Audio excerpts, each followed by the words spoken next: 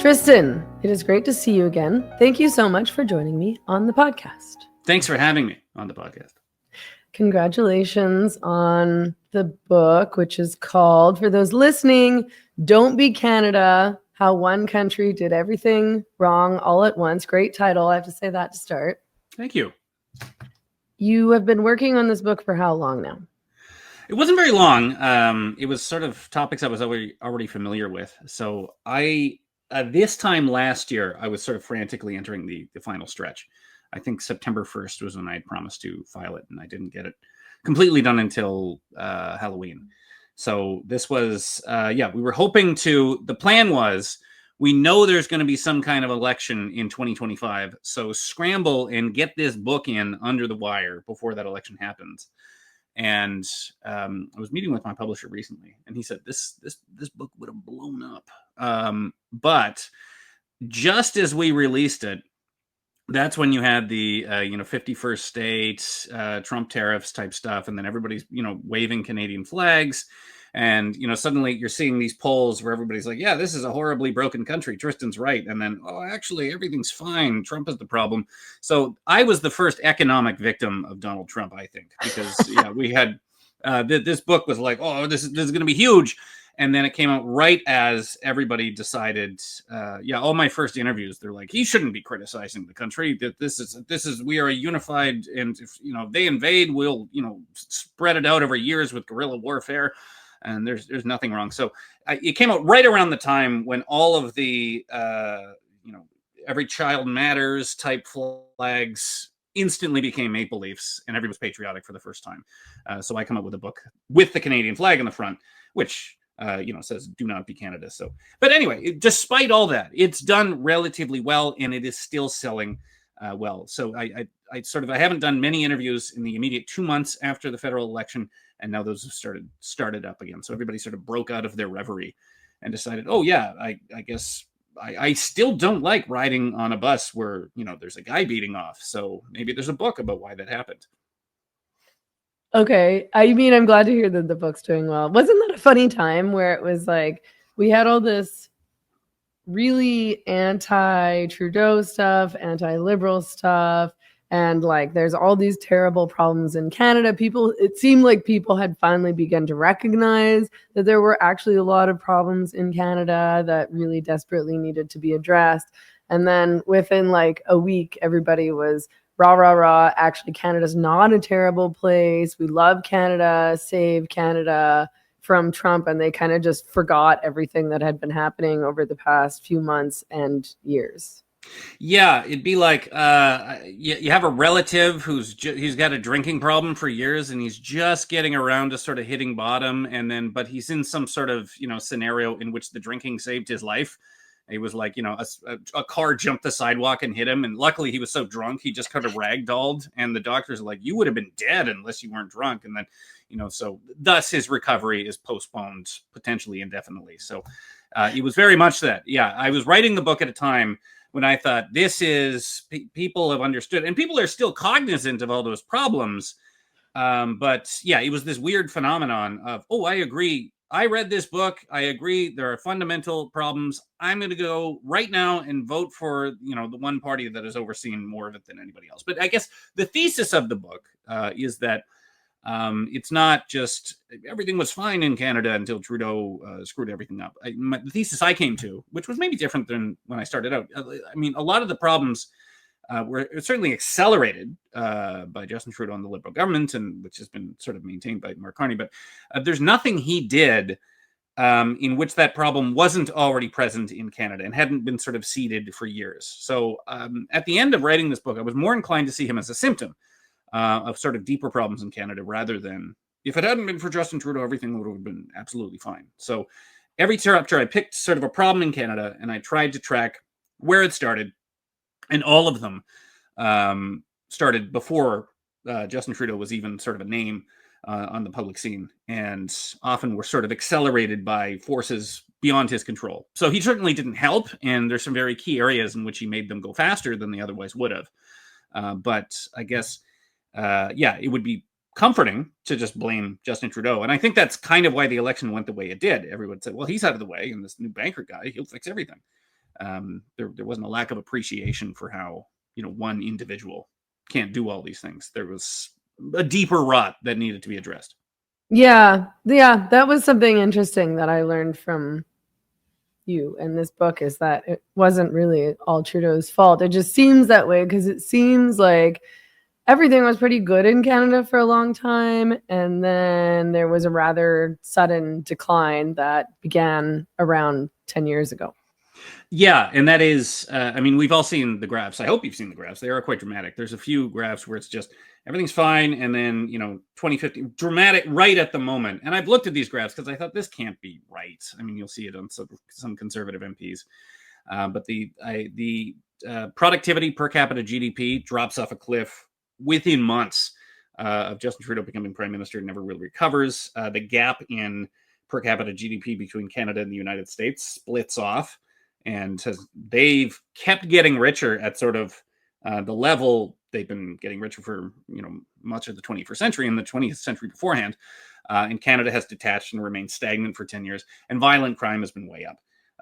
Again, with the hinge point being 2015. So yeah, it certainly hasn't been great. But when you look at why do we have crazy lax bail? Why does everybody get out of jail quickly? Why do we have an incredibly liberal MAiD system where it's extremely low barrier to get assisted suicide? It was simply because you had institutional forces, be they courts or other organizations, nonprofits, who were pushing Canada in a certain direction, and you just didn't have a government that was willing to push back on that. So back at like the Harper era, the conservative government that preceded Justin Trudeau, at the time, it didn't seem like he was doing much. But if you want to ask about like his legacy, the biggest legacy was just sort of slowing down, the pace of change. Like, oh, okay, you want to, give MAiD to children with a mental illness. Let's push that down the road a little bit. So it was just the brakes were removed. So forces that were already underway just turned into, an out of control train. Yeah. So despite the fact that we can see pretty clearly, if we look at these graphs, if we look at the data, the statistics, we can see pretty clearly that Canada has declined really badly and really quickly. Things like the fentanyl crisis, the way that Canada has, treats crime and addiction and homelessness and the impacts on people who live in Canada, the economy, the healthcare system. I think that still most Canadians believe that they live in the greatest country in the world, or at least one of the greatest countries in the world. Do you think that's accurate? The number's larger than I thought. Just looking at the results from the 2025 election. But I still think that every day that number of people goes down. Because when I think of people who are sort of, in my camp, the sort of heterodox, Canada is in decline. These are fixable problems, but first you can't fix anything before you admit you have a problem. Most of what you believe about Canada is no longer correct, and in some cases hasn't been correct for 10 years. The way people get to that line of thinking is usually something happens. So you ride a transit bus and it's way more dangerous than you thought. You have a small business in a downtown, and you essentially can't keep in the black because shoplifting is so out of control. So every day there's another cohort of Canadians who experience something that they thought did not exist in Canada or didn't happen in Canada. Huge swaths of the Jewish community saying, I didn't think there was going to be, huge weekly crowds of people wearing keffiyehs and screaming for intifada. I thought of all of the places that wasn't going to happen, I thought Canada was number one. And now it's happening more than, well, it's happening all across the West, but it's happening in a very sustained way in Canada as compared to, certain corners of the United States. So I think the number of Canadians, and going back to the 2025 election, you can see the groups who no longer believe that's the case, just the way they're leaning and how they respond in polls. And it's usually based on how exposed they are to reality. So your recent immigrants, when you look at their sort of electoral patterns, they're immigrants in the BC provincial election, which was just before the federal election, and in the federal election, recent immigrants were way leaning towards conservative options, a change because they arrived here 10, 15, 5 years ago. They had a vision of Canada in their head. They liked the Canada that they saw, and thus they've been exposed to see it. They've been able to see it decline in real time. Or just they had to show up and pay asking rent and try and find a house, and they're bad how unaffordable it is. And then young people, we are the only country in the West. I still haven't found another country that is comparable to this, in which the average young person, the average really young person, the average 20-year-old Canadian is more likely to vote Conservative in an election than the average 65-year-old Canadian. Now, there are countries in which they have large cohorts of sort of conservative young people, but never at outsized rates to the old people. So if you went back to Margaret Thatcher, had a bunch of youth voting for her. Brian Mulroney had a bunch of youth voting for her. Ronald Reagan had a bunch of youth voting for him. But still his base of support among the elderly was higher than anything he had among the youth. Canada's got to be the only place in which that's reversed itself. And the pattern of young people voting progressive, old people voting conservative has completely flipped.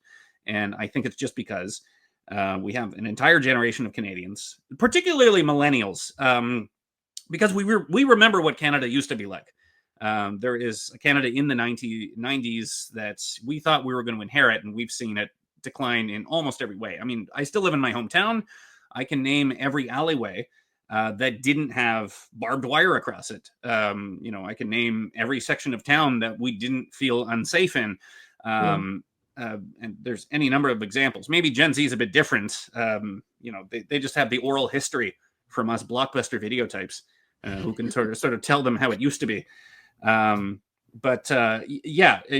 answer your question I think we are still fighting against that cohort of people who think Canada is the greatest country on earth. They're still out there, and you can understand how they can be there, because there still is a large, substantial portion of Canadians who are completely insulated from some of these forces. They don't go downtown. Their home equity has only gone up. They've had a family doctor. They haven't lost a family doctor. So a lot of these sort of frontline things they've exposed to, they haven't been unable to find a summer job because the youth unemployment market has just sort of cratered. All of these things, there's a lot of people who never have to experience this and can assume that the Canada of 2025 is very similar to the Canada that they inherited in the 1970s or the 1980s. But every passing day, with every bike theft, with every stranger attack, with every one of these, sometimes people have to be mugged multiple times before they come to their senses. But it's hard to sort of look at Canada the way it is and delude yourself that something isn't changing quite quickly. Yeah, I mean, I think, as you know, I'm from Vancouver. I was born and raised in Vancouver, actual Vancouver, not Port Coquitlam, which is something that a lot of people from Port Coquitlam, will tell me that they're from Vancouver, and then they'll ask me what part of Vancouver I'm from, and I'll say, I'm from Vancouver. Where are you actually from? Setting, yeah. It's not the same thing. But like when I grew up in Vancouver in the 90s, it was just such a nice, kind of like quaint city. It was super safe. And I mean, I don't know if the younger generations believe people like us or can even imagine such a place, or maybe they think we're exaggerating in the same way that older people do, I guess, usually in the opposite direction, where they're like, when I was a kid we used to walk 500 miles in the snow, yada yada yada. And I'm like, when we were kids we would just roam the streets of Vancouver all day alone with no parental supervision, and nothing bad happened to us ever. And we all would, we would all take public transit to school by ourselves when we were kids. Everybody did. Or, walk to school, whether that's like, Kitsilano, downtown, the Main Street area. And I should say my reflex for most of my life has been to sort of push back against those sentiments. So I always did this with my grandma. She just died at 101. And she would say those things. She was like, oh, everybody got along in those days. And I would pull up a map And I'd say, hey, here, Graham, hey, you here down the street from you, this is the hospital where they, sterilized the mentally ill. This is, this just north of you. This is where they sort of interned the Japanese Canadian, things you weren't aware of because you weren't particularly. So my impulse has always been to sort of push back against that. But but you can look at the figures, and they are quite radicalizing. What it was to enter adulthood in the 1990s or the early 2000s versus what it is now. You only need to look at, and my book sort of looks into relatively real estate prices. This is when I'm speaking against, and this happens to be a lot, just a boomer who does not get it. And you're just explaining like, no, this isn't an expectations thing. I'm just saying like the life that was offered to you does not exist anymore under any circumstance. They'll be like, well, just do what I did and work really hard, which is usually just code for have a job and, not show up hungover and get fired. Like, what do you mean by working really hard? But, and then, they'll say, well, get an old house and sort of fix it up, or you move to the middle of nowhere and sort of, get a starter home and then move back to your community. And then I say, well, just look at, here's the average price, here's the average wage now. Here's what the average inflation is, like 10 to 15 times higher than it was now. So just, these are raw figures. This is data. This is not lying. Canada in the 1980s was considered the best housed country on earth. You had government reports, which I cite in the book, which said that because there was kind of a housing crisis in the 60s. So you had actually the Trudeau government, the Pierre Trudeau government, really prioritized this with very low immigration.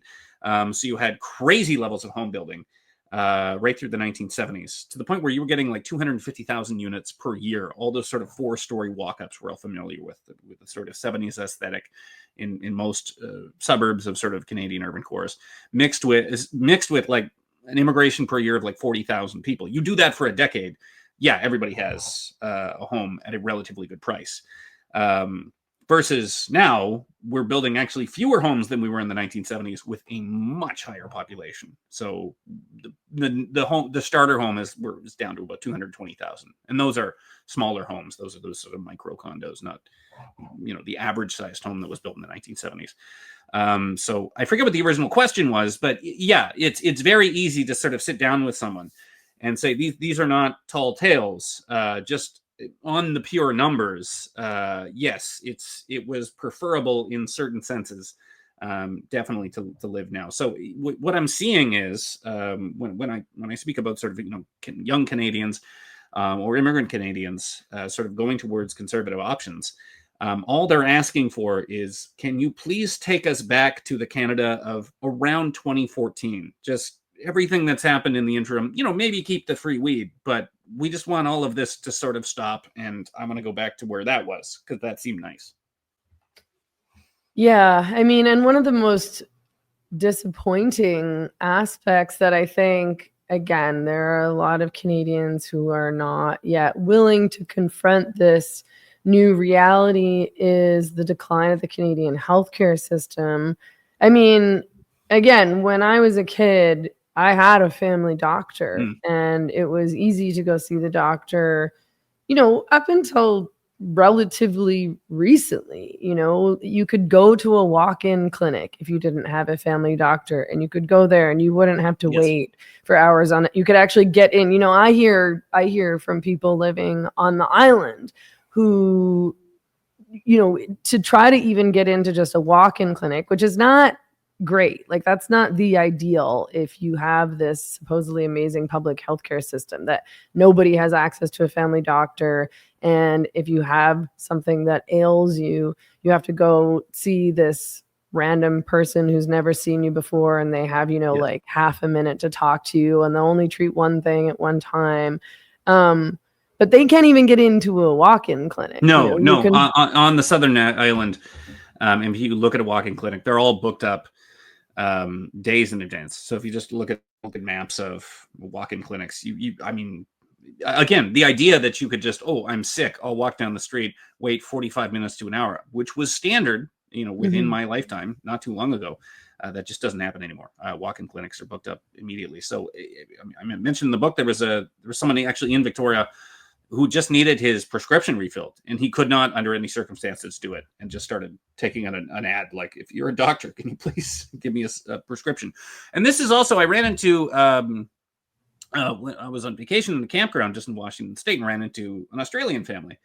And we got to talking, and I said, "Well, I wrote a book called Don't Be Canada." And I'm like, "Why would you write a book called Don't Be Canada?" I'm not going to do a crude impression of their Australian accents, but they still had this impression of, and Canada's great. It's, you know, it's richer than Australia. It's sort of, you know, you're us without, you know, the poisonous snakes. And when I was trying to explain, I led with that. I said, well, a great example would be, I don't know what your healthcare system looks like, but I do not have a family doctor. I have no prospect of getting a family doctor. I have no access really to any sort of primary healthcare. So if I wake up with a lump somewhere, the best I can do is go to the local emergency room and wait, you know, upwards of 7, 8, 9 hours, and then, you know, maybe just be sent home. So it's gotten to the point where my whole life it's been like, well, do you want the American system? And a lot of reasonable people have said, well, since my option is no healthcare at all, it's zero healthcare, or, you know, I would love to be able to pay for the lack of healthcare that I have. So that's sort of, yeah, it's the housing, and there's a few sort of points where people sort of go down a road of realizing that it doesn't need to be this way.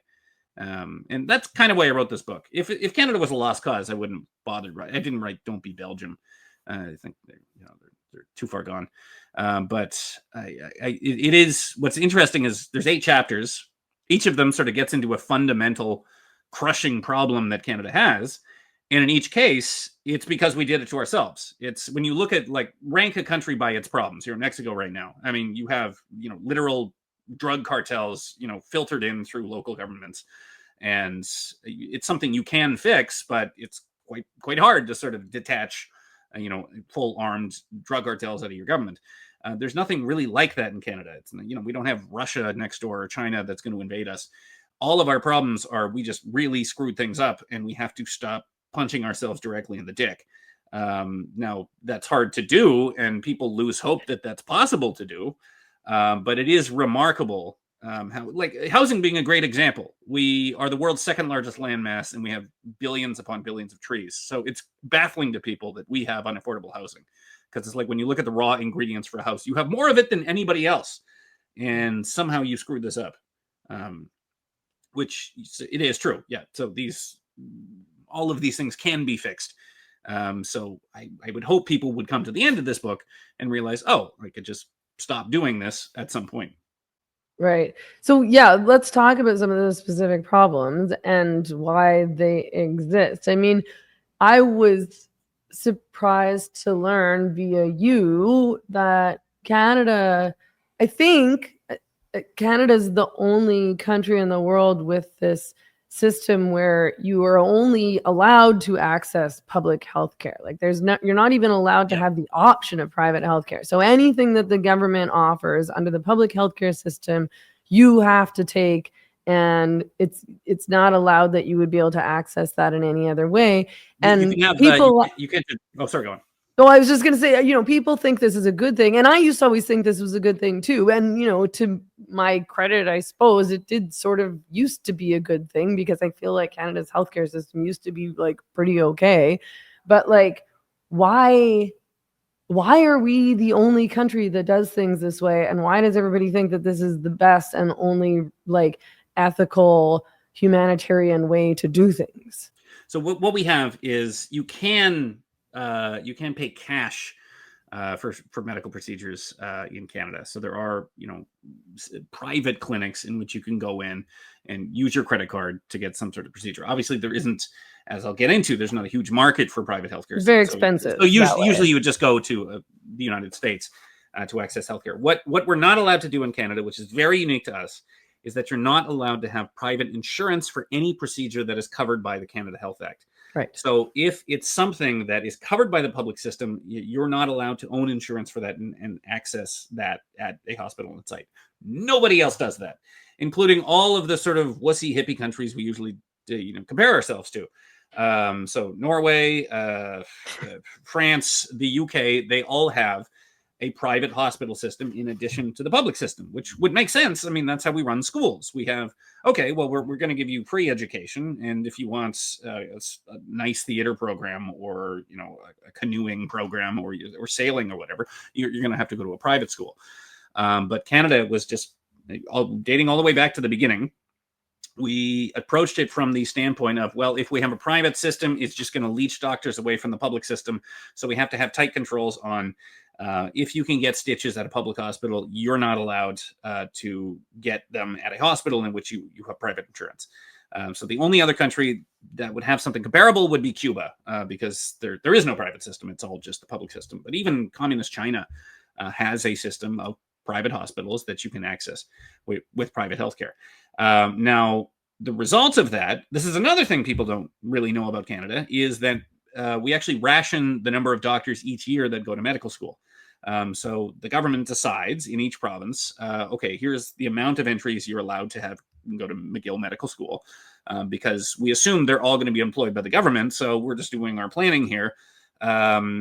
We don't think we're going to be able to afford this many doctors. So thus we're capping you at this number of doctors entering medical school. So when you talk about a doctor shortage, well, it makes sense that you would have a doctor shortage when you have the government every year saying, okay, tell these people who want to be doctors to screw off and become vets or something else, because we do not have enough spaces for them. We don't do that with any other profession. Like, imagine if we did that with auto mechanics.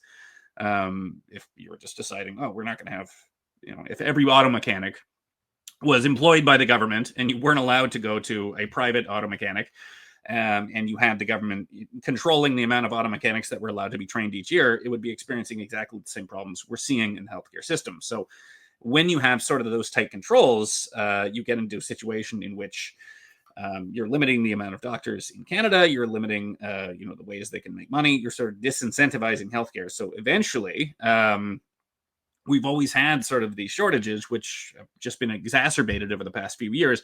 As you have more procedures, as you have more complexities, there's more stuff for the healthcare system to do. They keep adding things to do. One of the more egregious examples, this was a court case which decided, I don't think we know the individual. Someone sued and said, well, the Canada Health Act should cover this experimental procedure where I have a fake vagina in addition to a penis. Not just a standard gender reassignment. I should have both of those. And due to a court case, he said, okay, well, that's now covered under the Canada Health Act. So you can imagine if we're covering that, everything is under the public system as well, mixed with, we've had crazy high immigration, particularly over the last 4 years. So with those two things, you're going to take a system that was already kind of broken and unable to adapt to changing times and didn't have a release valve of sort of private insurance, just kind of blow up all at once. The problems we experienced under COVID, those kinds of shortages, were always sort of present, but they've certainly gotten worse. So the idea of there's in my chapter on healthcare, I point to the case of Brian Sinclair. I think this is 2008. He was a man in I think Winnipeg, and he went to the hospital for a very routine procedure. They didn't notice he was in the waiting room, left him waiting for 30 hours, and he actually died in the waiting room. And they didn't find him until his corpse was just sitting there. This was a huge deal at the time. He was a double young amputee, multiple investigations, government apologies, wall-to-wall headlines, national news story. And at the time, Brian Sinclair was Indigenous. So they said, this is such an egregious failure of the public. Like if any one of, a dozen things that happened differently, he would have left that hospital safely and he wouldn't have died. So much had to go wrong for this to happen. But now, this was 2008. Now people are dying in emergency rooms all the time. This is almost every month. You're usually going to see, there was a place in Quebec where it happened twice in a single weekend at one hospital in Montreal. So this is now happening routinely, and the way the healthcare system is reacting to it has also changed. Brian Sinclair, they're saying, we had more than enough capacity to take care of him. Something screwed up. And now you just have the doctors union says we are completely overstretched. We're doing the absolute best we can, but what do you expect us to do? There's the hospital's at 220% capacity. We tried our best, but people are now dying in emergency rooms. So that sea change, again, not too long ago, has been quite dramatic. The things that have been normalized just in the past few years in Canada, I was trying to highlight, and there's a few sort of hinge points in the book where you can sort of point to something from recent history and how dramatic it is from what we're used to now. Why do you think that it is that there are still so many Canadians who are resistant to the idea of something similar to, an American healthcare system or, a public-private system? Again, where people can, if they choose, use private insurance to access private healthcare, but the public healthcare system still exists also. We just saw it as American.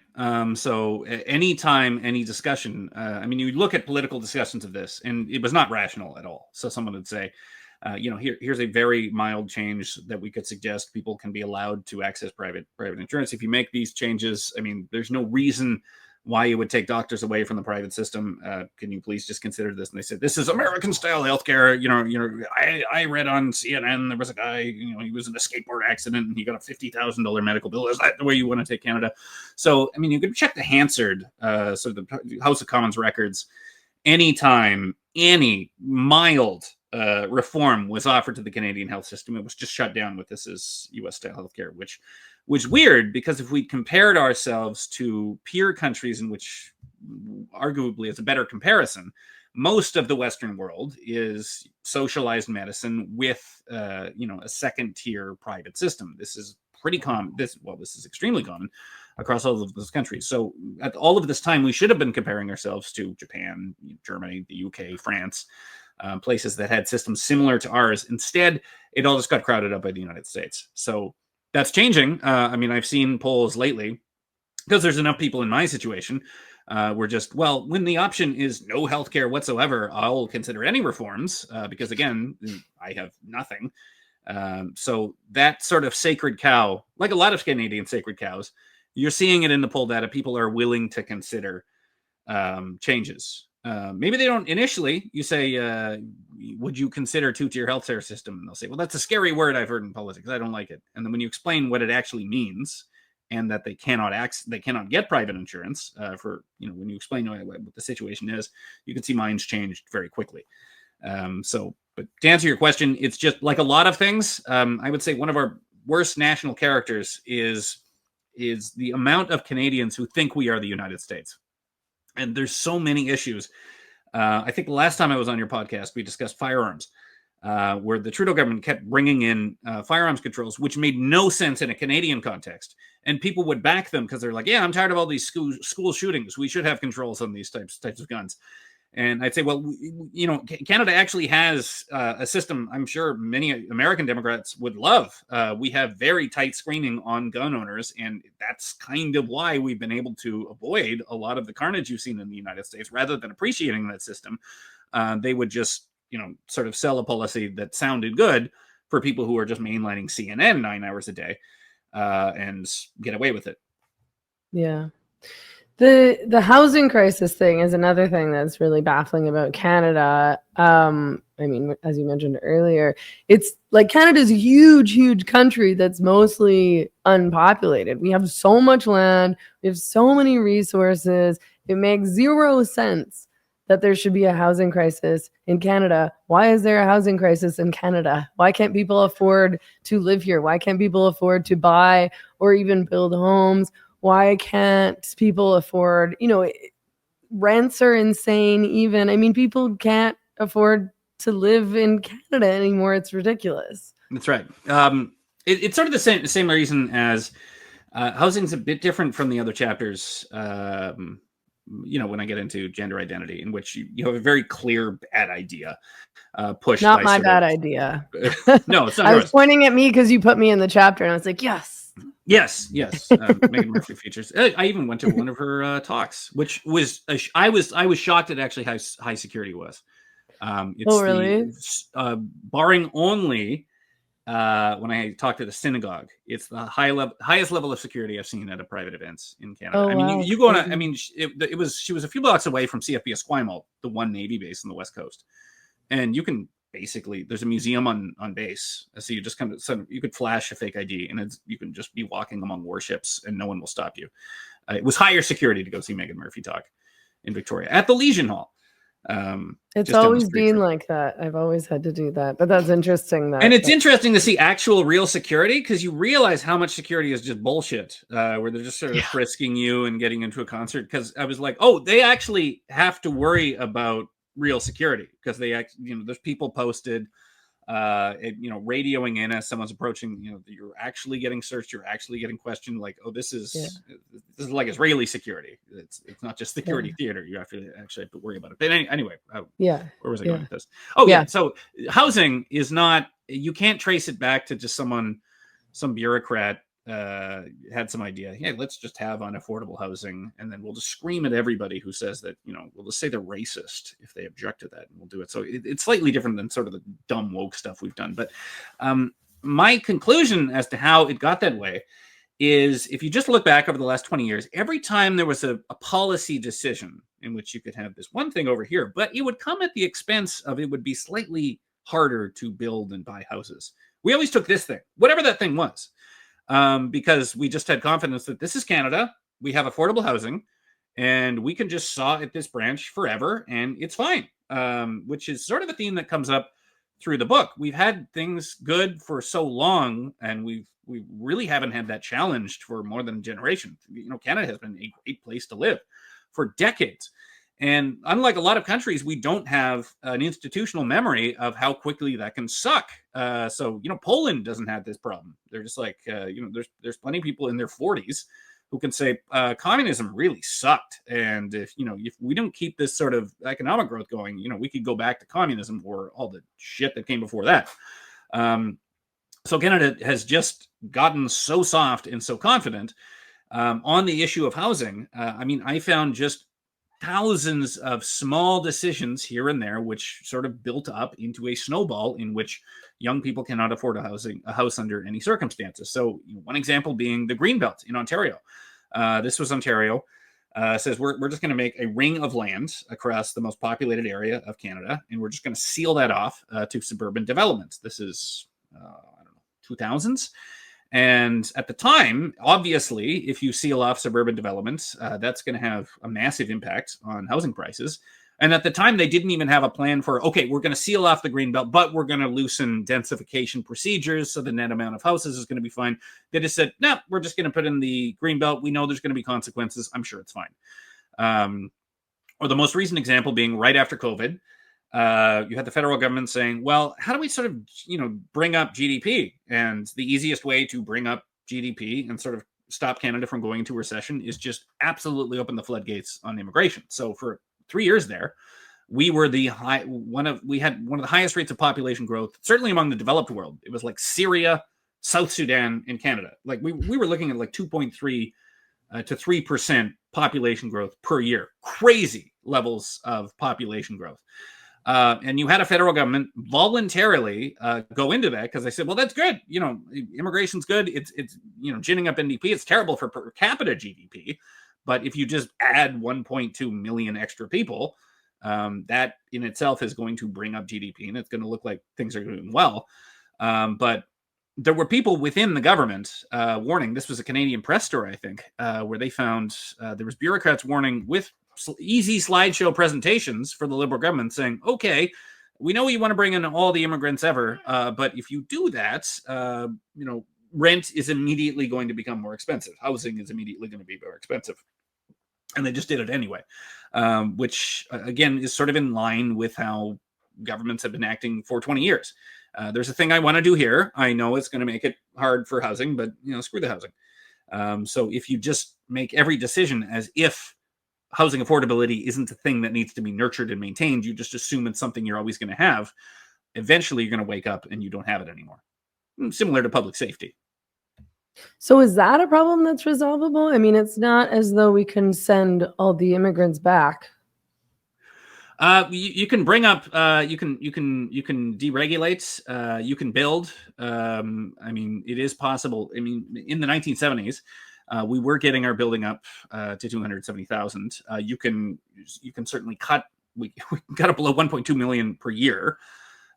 So there are, yeah, it is feasible that you're not going to turn it around immediately, but I think you could do. You could do a lot of good with just some sort of basic deregulation, and slowing down the amount of newcomers coming in and just making it easier to build homes. I mean, we've heard very little about plenty about housing from this current government, but very little about deregulation. And when you speak to builders about just ask a normal builder what makes it hard to build houses versus, say, at the beginning of your career 15, 20 years ago, or maybe it was the 1990s, and they say, well, fees are crazy high up. Green building codes, this building codes, it's a lot more paperwork than it used to be, or certainly as compared to the 1970s when we had no problem building our way out of a housing crisis. So there's been almost no movement on that. So, I mean, when you look at the thousands of decisions that have sort of led to this crisis, you've also seen plenty at the municipal level. So every time a city council anywhere in Canada met for the last 30 years, they usually had a decision at the end of the night that made it harder to build a home. And you build enough of those to the numbers are in the book.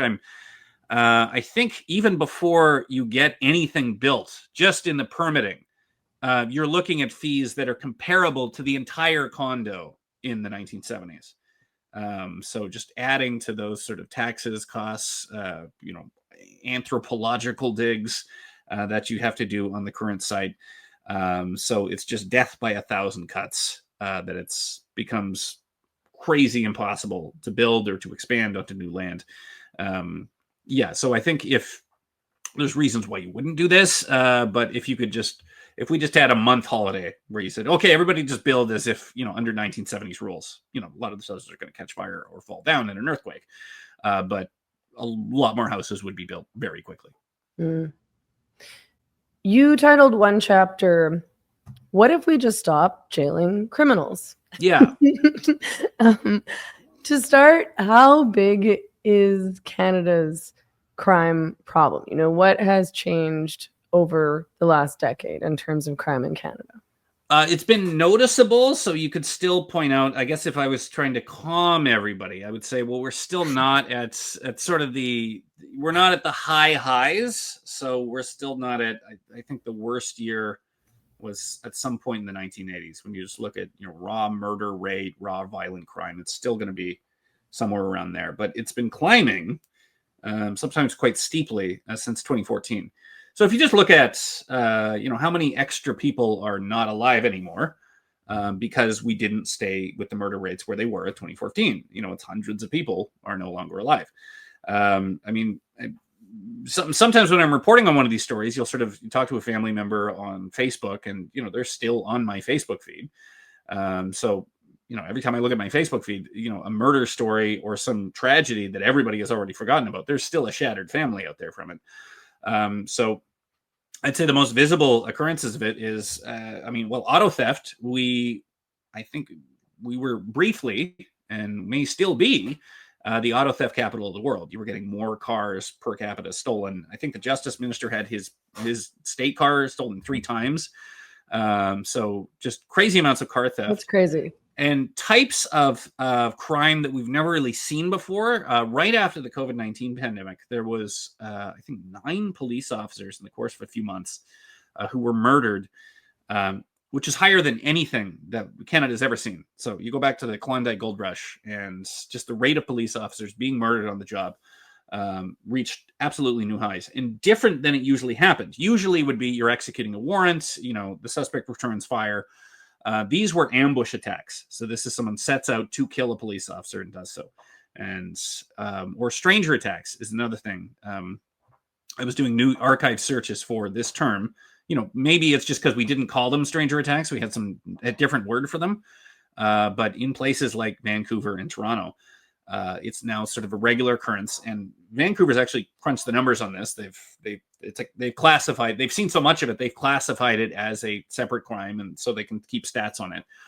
Which is just you're minding your own business, and someone comes out of nowhere and just starts beating you up. They obviously have a mental health problem, and they stab you, shoot you, sometimes kill you. Stranger attacks.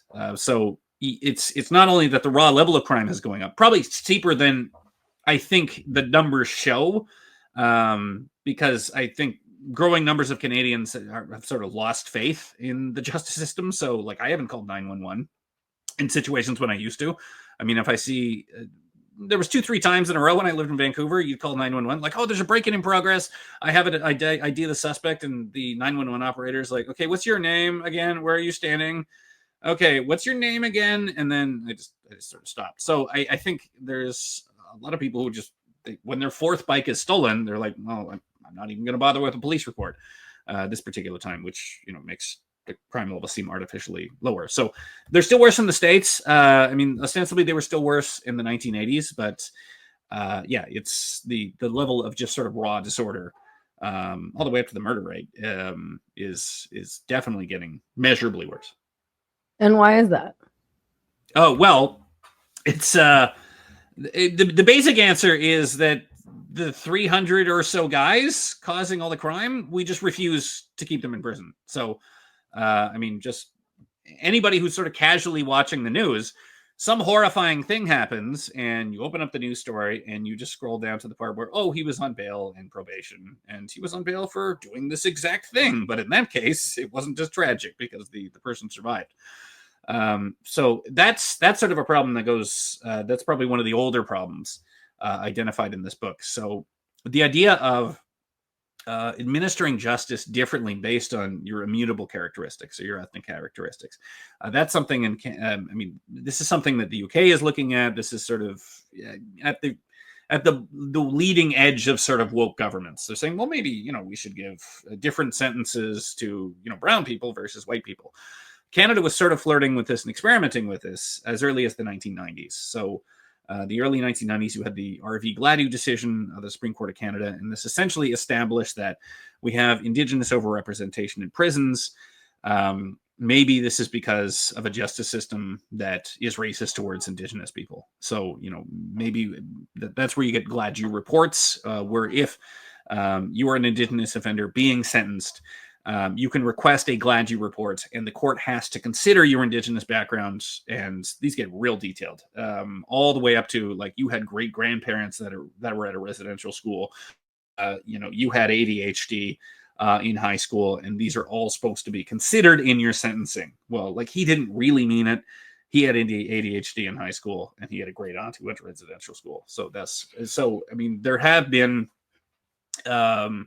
That could be an example of a well-meaning idea that went way too far. Because there's an egregious case I mentioned in this, in which you have a guy just, gets mad at another person at his co-op house, stabs him to death in an elevator. And then when you look at the sentencing report, it's just pages and pages and pages of his upbringing. And he would pick berries with his grandmother.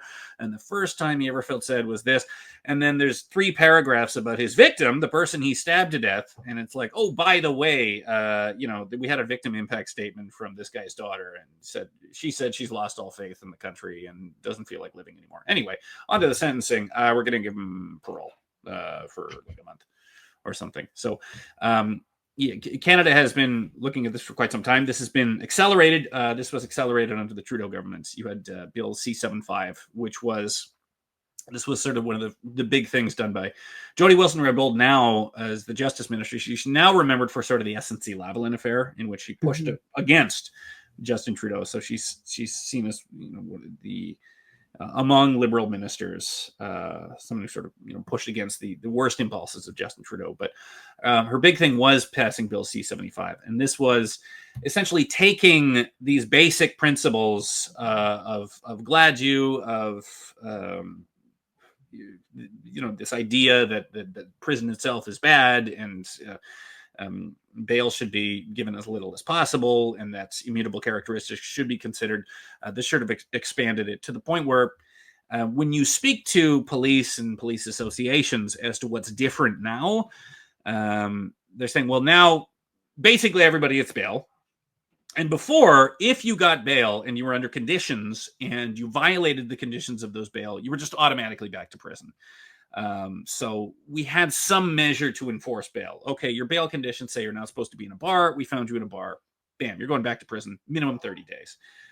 So that kind of was somewhat able to corral people on bail. But now with a lot of the lax bail restrictions brought in with Bill C-75, someone is caught on bail, violating the conditions of their bail, they just get bail again and bail again and bail again. So eventually the criminal elements discovers that there's zero punishments for crimes, and there's no sort of negative reinforcement. It's all positive reinforcement.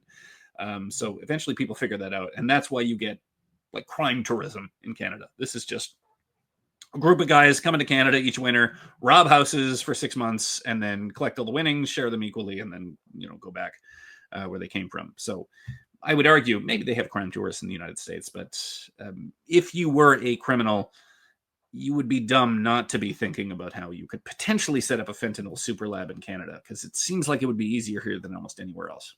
Mm-hmm.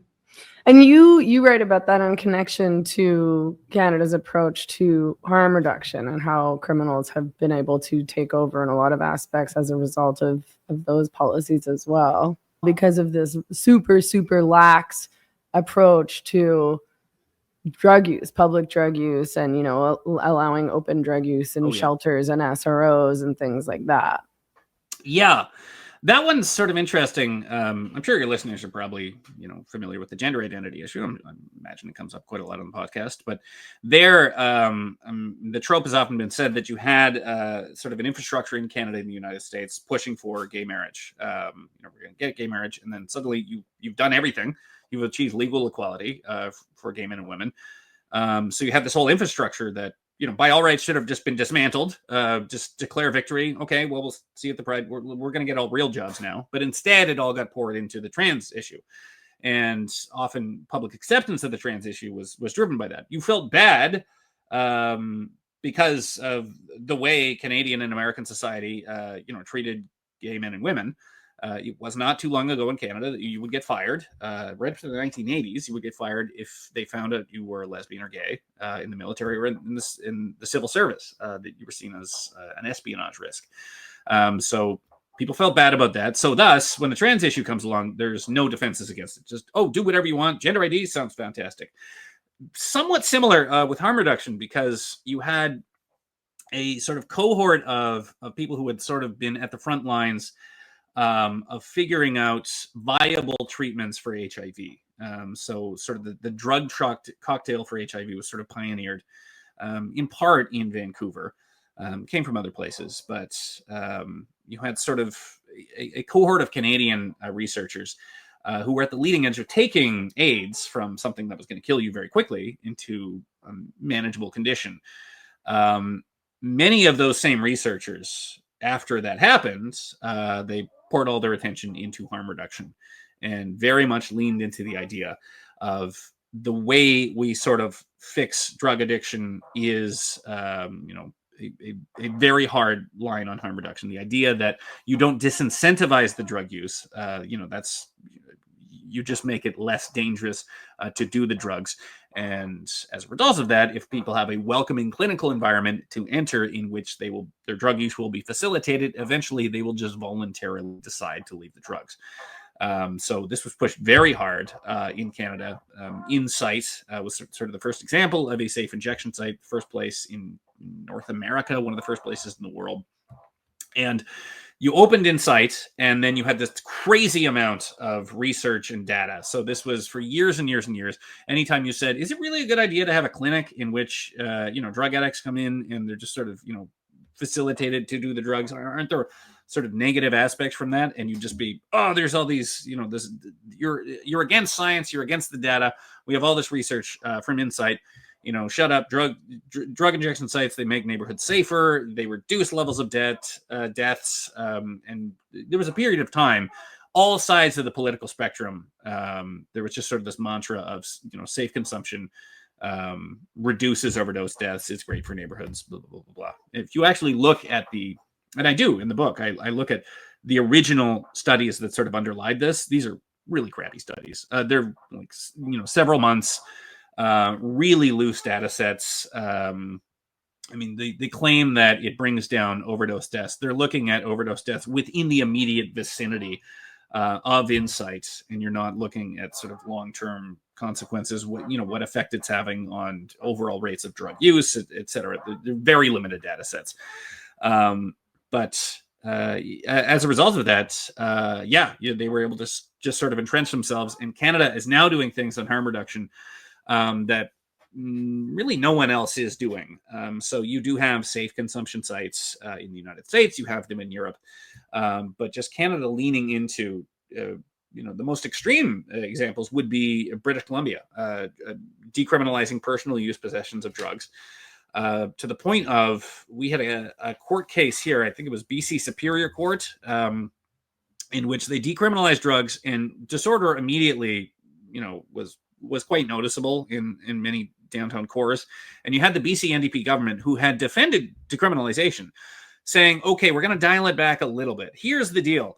If someone is shooting up or smoking meth in a playground or a splash pad, we will tell the police to pretty please ask them to go somewhere else. They won't be able to arrest them or anything. They'll just ask them, can you do the drugs publicly over there and maybe not directly in front of the children? And there was a BC Superior Court decision, sponsored by the harm reduction nurses, saying, no, that's a violation of their Charter 7 rights to security of the person. If you ask them to do that, and they'll cause them to die, and then, overdose deaths will go up. So it devolved into something that is now familiar across many aspects of science of late, just single factor analysis. You just sort of look at, overdose rates in a very, slim cohort, and you're not looking at the bigger picture. I mean, so the Canada of 10 years ago had very little investment in harm reduction. We had, a handful of safe consumption sites. I think, you could get there was needle exchanges run in some major Canadian cities. I mean, fast forward to now, there are multiple safe consumption sites in basically every mid-sized Canadian community.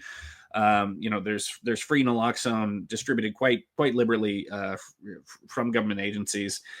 You have low barrier shelters also with safe consumption on sites. BC, you had an experiment with safer supply. This was the idea that if you just gave drug addicts daily rations of free recreational opioids, they would just do the free recreational opioids instead of the dangerous fentanyl.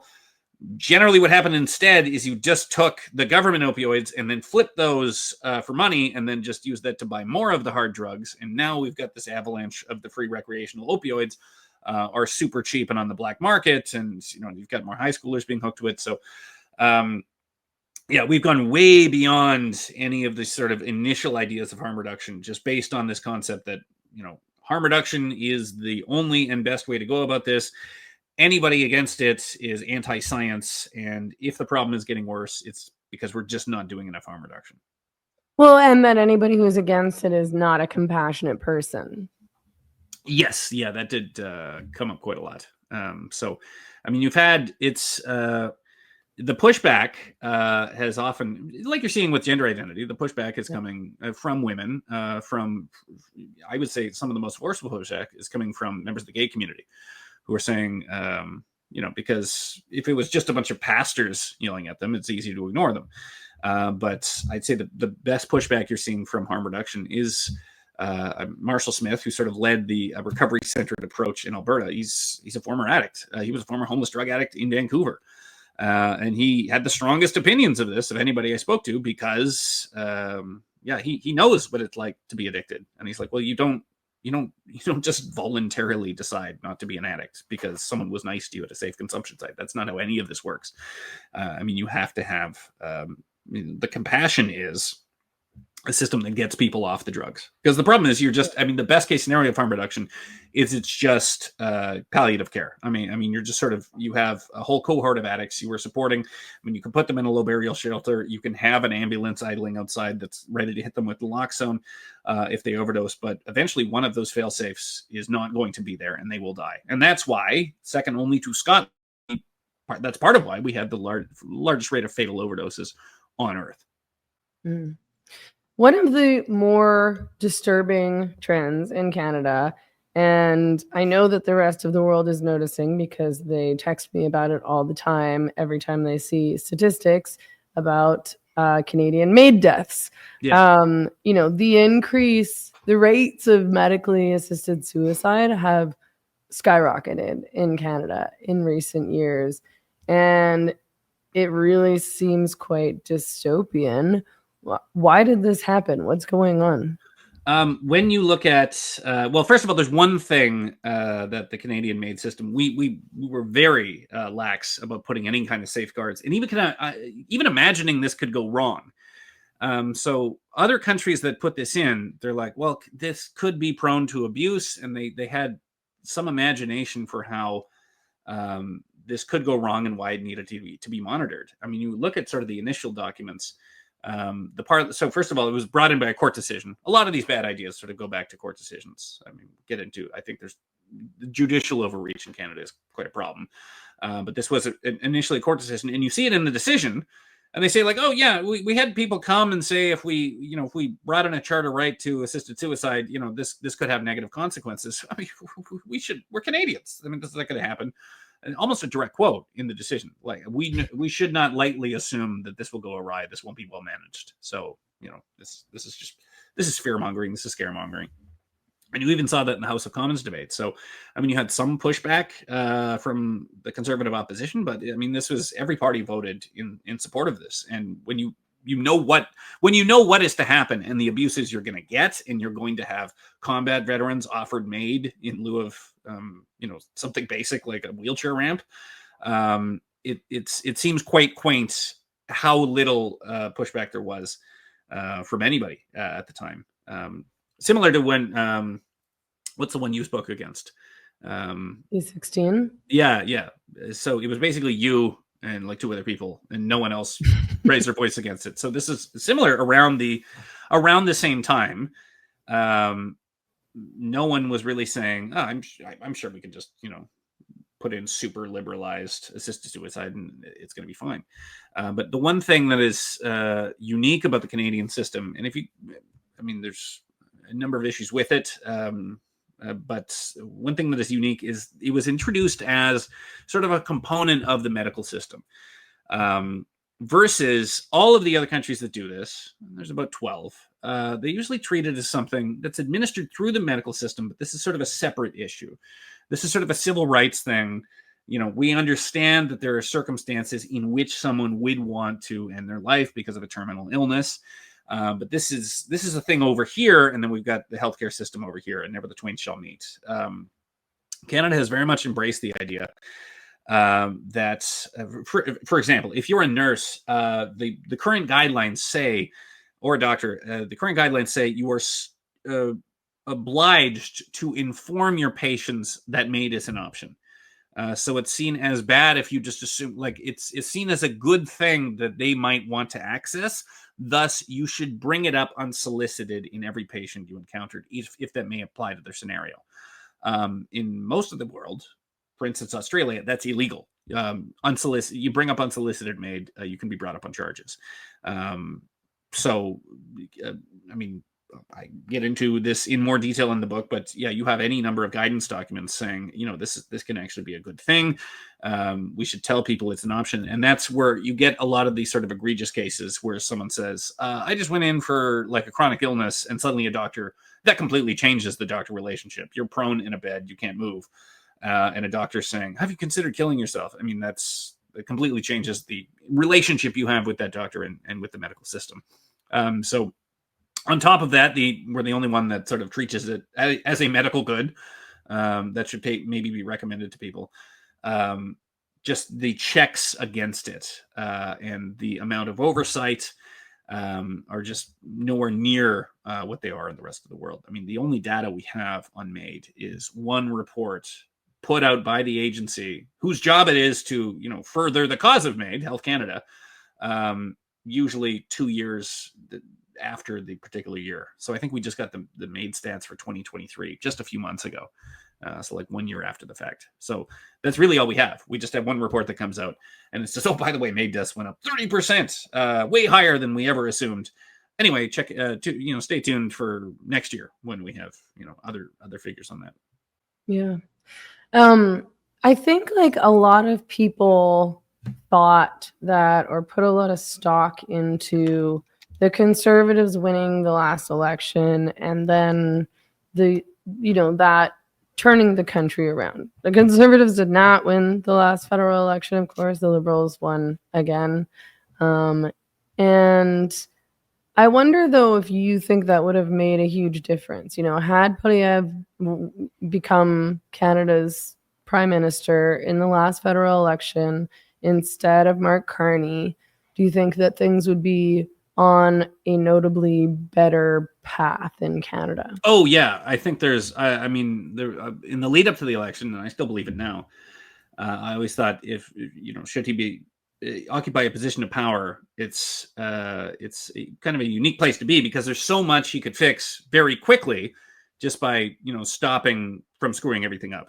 So I mean, the example that actually Carney capitalized on was he just canceled the carbon tax and immediately gas is cheaper. There's a whole bunch of little fixes like that just by executive action, and it's done slightly differently than the executive orders that Trump does. There's Canada was so fundamentally broken in so many ways. There's a lot of really simple fixes you could do that could overnight, I think, have visible changes. For an example, he becomes prime minister and just says, puts out a press release and says, "Oh yeah, you can't, self ID as a female and go to a women's prison." Boom. That's before 9 a.m. And there's a whole bunch of fixes like that. So the idea that it wouldn't have made a difference, I think it would have made a huge difference. Because there's any number of just sane ideas that are just monopolized by the right wing in Canada, which just haven't been touched by progressives. I mean, they're welcome to take these ideas at any time and say that actually we thought of the idea, not giving bail to everybody. But for the time being, those still exist on one side of the political spectrum. So I think it would have made a difference. As to whether it shows that Canada has sort of gone backwards of how we voted, I guess I was surprised at where it went. But in the last in the subsequent in the wake of the election, it's weird that I keep encountering people who sort of agree with me on the fundamentals of what's broken with Canada, but they just aren't making that connection between you at the very least, if you have a government under which all of these problems have gotten measurably worse, you have to get rid of that government, if only to signal that they've made a mistake. You did your job really badly, guys, so you're fired. So that said, I mean, there's sort of a thought experiment I've been thinking of in the past few weeks because there's people always come to me with feelings of hopelessness. Like even if we try reform, they're just going to find some constitutional right to auto theft or something. So why bother? Canada is done. And I thought even if the Liberals are in charge for the next 1,000 years, it's just a permanent Liberal government. The next prime minister is Xavier Trudeau, his son who put out the rap video. I still think there's so much. I mean, all of these problems did not start at the federal level. They started at lower levels. So, reforms and pushback against it can also start at those lower levels. So even if we're in a situation in which there's never going to be a federal conservative government ever again, we never hear from Poilievre. I still think there's so much that can be done to fix these very basic and extremely fixable problems in Canada, and everybody's just sort of scared and hopeless. And I think once people have an idea of where that sort of energy can go, we can start. People have already started to accept there's a problem. I think that is getting better each passing day, and I think they're just looking around for what they're supposed to do about it. Your book discusses a lot of very big problems in Canada. Is there anything good about Canada? Oh, lots good about Canada. Yeah, I mentioned the demographic trends. If you're just looking at the raw politics of it, the fact that you have a cohort of young people who are entering their prime earning years and are now the largest cohort of the electorate who are realizing, we've made a bunch of dumb woke decisions and I would like those woke decisions to stop. That's an advantage we have over most of the Western world. I mean, you look at the UK and it's like, oh, this is a bunch of dumb bullshit. I'm 21 years old. I want more of the dumb bullshit forever. That's not the case in Canada, and I think it moves beyond just the fact that we can't afford houses. I think it's because the change from the Canada we used to know has been so dramatic that has sort of ingrained this inherent wish to return to the way things used to be, which I don't certainly is not irrational. And just we are a giant country with unbelievable quantities of natural resources that is able to select for our immigration flows. So when you just look at, name your favorite country and rank its sort of major national problems, Canada is spared almost all of those. We have no problem making money. Again, a lot of Western countries are sort of struggling with immigration. It's easiest for Canada to fix that than almost anyone else. It's not like we have boats coming over from North Africa. We don't have huge, migrant streams that have been experienced by the United States coming over the Mexican border. There's no real border to patrol. All we have to do to fix immigration is just stop letting in crazily unsustainable levels of immigrants that we don't screen. It's very easy to fix. So I could go on. I guess what's this book has really illustrated to me is the scale of the Canada we stand to lose if these trends continue and if you don't push it back against them. So as recent years have brought any number of scenarios that we thought did not happen in Canada. And, when I hear from someone maybe I went to high school with and they've encountered one of these shocking things and they get in touch with me, their National Post friend, and I haven't heard from them for years. It'll be something like I was filling out a government form and it asked me what race I was so that I can get differential treatments or, not be considered for the job if I'm not the proper race. Or, I tried to go downtown and there was guys in keffiyehs screaming for intifada and, setting off smoke bombs. We've had dozens of churches, set afire in the course of a few months. So all of these things that we thought, no, these are things that happen in other countries. These are not Canadian scenes. These are not things that Canadians do. With each one of those that happen, I think it's certainly been the case for me. I've sort of realized I was sort of agnostic and as a young person about, what the joys are. I was super ungrateful for the kind of country I lived in. And now that you can see the other side, like, if Canada ceases to be the way it is, it's just intifada marches, into the future. It's just things being set afire. It's, it's Eritrean groups fighting other Eritrean groups in the streets of Calgary. There's a lot of things we have been spared from that if we don't sort of maintain ourselves, we'll come to Canada, similar to they've been in the rest of the world. So I don't know, just ask your anybody who's sort of born in another country. I'd say there's a lot of very prominent immigrant voices in Canada who have been very ready to say, I came to Canada because it didn't have this bullshit in the rest of the world. And you are allowing it to come in and make a home here, and it's going to suck real fast unless you do something about it. I guess lots physically. I plan to die here in Canada. I have nowhere else to go.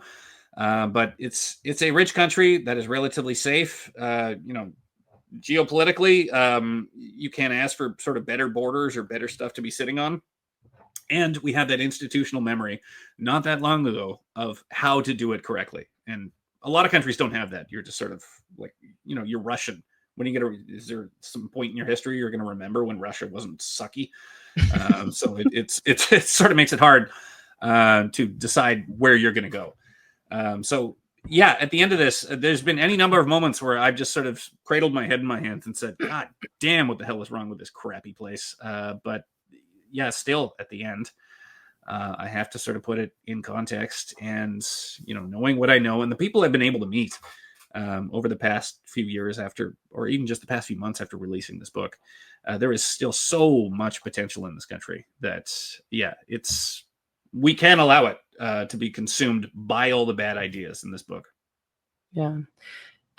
Your book, again, for those listening or watching, is Don't Be Canada. And I did not read it, but I did listen to it. Is the audio coming out soon? It is coming out soon. Yeah, we're having some technical issues. You are the first person who has ever listened. I haven't even listened to it. So I enjoyed listening to it.